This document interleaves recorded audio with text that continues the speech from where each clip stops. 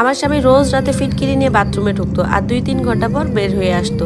আমি তো দেখে খুব অবাক হতাম। সে ওই বোতলটাকে খুব আগলে রাখতো, যত্ন করে রাখতো। আমার স্বামী আজ পর্যন্ত আমাকে স্পর্শও করেনি। সে তো রোজ রাতে ফিটকিরি বোতল নিয়ে বাথরুমে চলে যেত, আর যখন বের হতো এসে দেখতো আমি ঘুমিয়ে পড়তাম। একদিন ভাবলাম উনি এতক্ষণ বাথরুমে ফিটকিরি নিয়ে কি করে, সেটা দেখার জন্য একদিন বাথরুমে উকি মারি। বাথরুমে উকি দিয়ে যা দেখলাম সেটা দেখে আমার কলিজা ফেটে যাওয়ার মতো অবস্থা হয়ে গিয়েছিল। কারণ আমার স্বামী তো, আমার নাম অর্পা, আমার বয়স 22 বছর। আমার বারবার মনে হচ্ছিল সবকিছু ঠিক হয়ে যাবে, কিন্তু ঠিক হয়েও হচ্ছিল না। এসব ভাবতে ভাবতে আমার মাথায় যন্ত্রণা শুরু হচ্ছিল। আমার মনে হচ্ছিল আমার স্বামী নর্মাল নয়, সে আমাকে স্বাভাবিক থাকতেই দিবে না। আমরা দুজনের মধ্যে একজন মনে হয় পাগলই হয়ে যাব। একটা সামান্য ফিটকিরি আমাদের জীবনের চরম সমস্যা হয়ে দাঁড়িয়েছিল। আমার যদি বেপরদার কারণে জাহান্নামে যায় নিয়ে আসতো, আর সেটাকে এমন ভাবে আগলে রাখতো মনে হচ্ছিল সেটা একটা দামি কোনো হিরে। 10 মিনিট পর পর সে গিয়ে সেই ফিটকিরিটা দেখে আসতো, সেটা ঠিক আছে কিনা, নাকি সেটা চুরি হয়ে গেছে। সে ওই ফিটকিরিটা মাঝে মধ্যে লকারে রাখতো, মাঝে মধ্যে আলমারিতে রাখতো, দূরে কোথাও কোথাও লুকিয়ে রাখতো।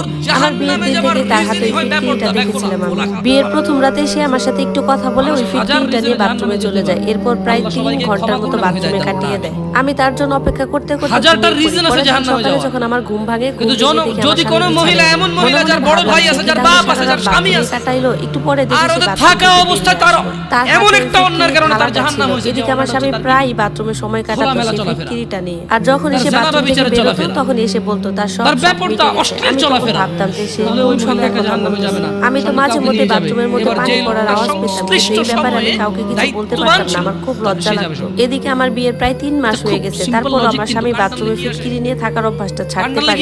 একদিন আমি জানালা দিয়ে বাথরুমে উকি দিই। জানালাতে উকি দিয়ে যা দেখি সেটা দেখে আমি হতবাক হয়ে গিয়েছিলাম। আমি আমার মা বাবার খুব আদরের মেয়ে ছিলাম। আমি আমার ভাই বোনদের মধ্যে সব থেকে ছোট ছিলাম। যখন আমার 7 বছর বয়স তখন আমরা সবাই মিলে পিকনিকে গিয়েছিলাম। সেখানে যাওয়ার সময় রাস্তার মধ্যে একটা অ্যাক্সিডেন্টে আমার বাবা মা ভাই বোন সবাই মারা যায়। আমি তখন অনাথ হয়ে গিয়েছিলাম। এরপর আমার বাবার সৎ ভাই আমাকে তার নিজের বাড়িতে থাকতে দেয়, কারণ তখন আমাকে নিজের করে নেওয়ার মতো কেউ রাজি হয়নি। কাকার মেয়েদের